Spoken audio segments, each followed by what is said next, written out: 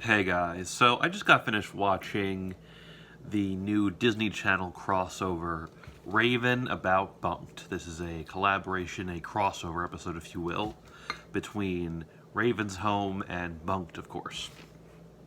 Basically, the premise is Tess, I believe is her name, from Raven's Home, gets the opportunity to go to this, cool summer camp. So, and her dad's supposed to take her, but he can't. So Raven and the whole gang drive them over. The first few minutes, we only see Raven and their gang, people from Raven's home. They try to drive them over there, and they get lost, and they end up at Camp Kikiwawa from Bugs, which happens to be right across the lake from the one that Tess is supposed to go to. And they go there, and they just kind of do some stuff.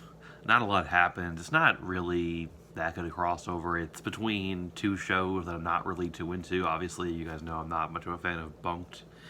I mean, I said the new season could be good at times, but this wasn't an example of that. Raven's Home is kind of hit and miss.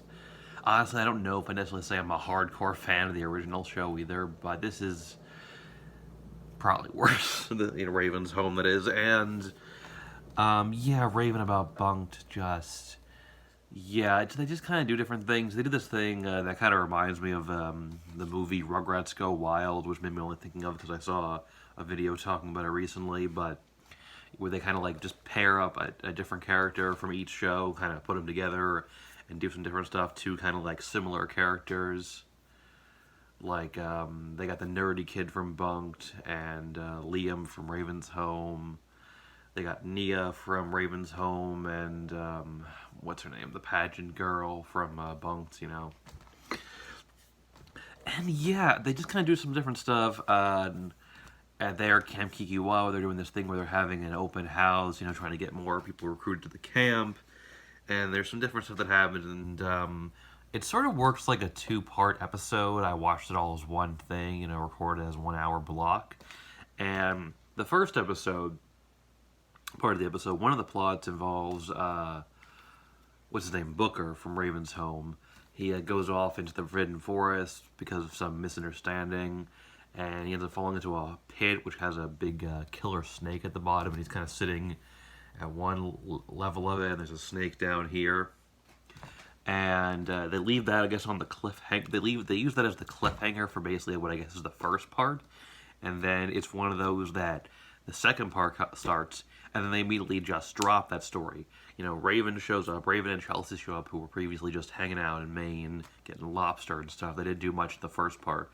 Raven shows up, just jumps in the pit, and she just throws Booker out, and it's obviously like a dummy or something. It doesn't look real at all. He just flies through the air.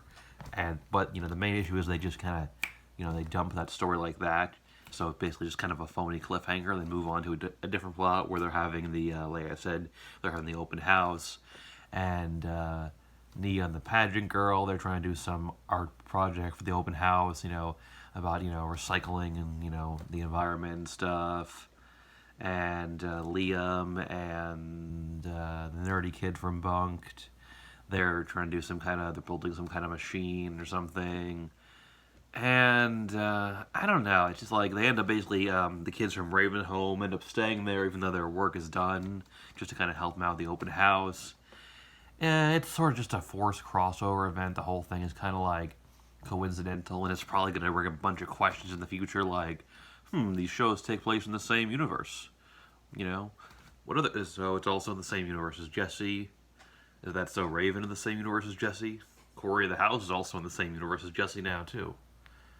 So that could bring up a whole bunch of questions.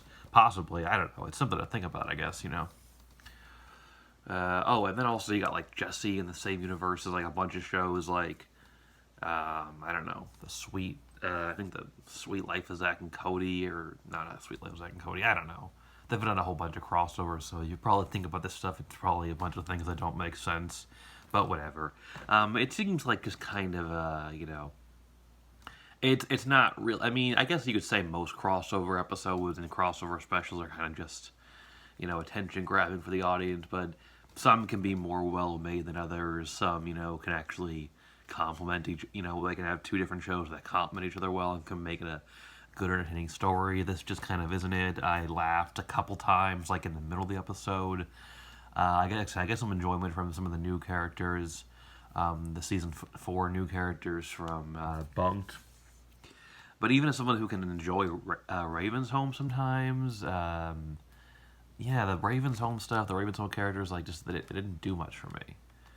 Yeah, it just kind of, I don't know. What can you say? I wasn't expecting much from it, and it's pretty much what I expected. Kind of a boring crossover. I mean, I think some of the actors here are fine. They got some interesting pairings, but it kind of just seems like sort of just a bunch of forced stuff just to kind of do a crossover that didn't need to happen.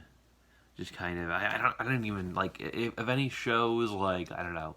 I don't even know if these two shows needed to do a crossover. They don't necessarily have a ton in common.